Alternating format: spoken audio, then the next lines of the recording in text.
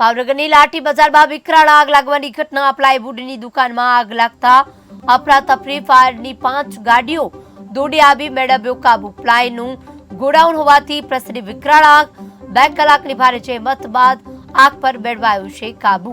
ફરી એકવાર આગની ઘટના બની છે, જેમાં ભાવનગર લાઠી બજારમાં વિકરાળ આગ લાગતા અફરાતફરી સર્જાઈ।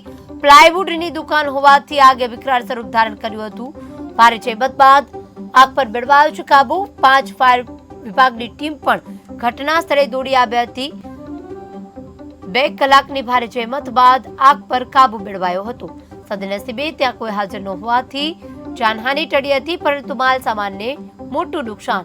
સ્થાનિકોમાં ફફડાટ ફેલાયો। આજુબાજુના વિસ્તારના લોકો પણ ઘટના સ્થળે દોડી આવ્યા હતા, ત્યારે ફાયર વિભાગની ટીમ દ્વારા આગ પર કાબુ મેળવાયો હતો। ઠક્કર પ્લાયવુડ ની અંદર આગ લાગી હતી। અનુમાન લગાવેલ છે કે શોર્ટ સર્કિટના લીધે આગ લાગેલ હોય। નીચે પ્લાયવુડની જે પણ સીટ હતી એ તમામ આગમાં સળગી ગયેલ છે અને આશરે 40,000 લીટર જેવું પાણીનો છંટકાવ કરી આગને અત્યારે સંપૂર્ણ કાબુમાં લીધેલ છે, જેમાં કોઈ જાનમાલને નુકસાન થયેલ નથી, પણ પ્લાયવુડ છે એ તમામ નીચેનું સળગી ગયેલ છે। ઉપરના માળનું જે પણ પ્લાયવુડની સીટ છે એ બચાવી લીધેલ છે। લાઠી બજારમાં આવેલ ઠક્કર પ્લાયવુડની અંદર આગ લાગેલ હતી। અનુમાન લગાવેલ છે કે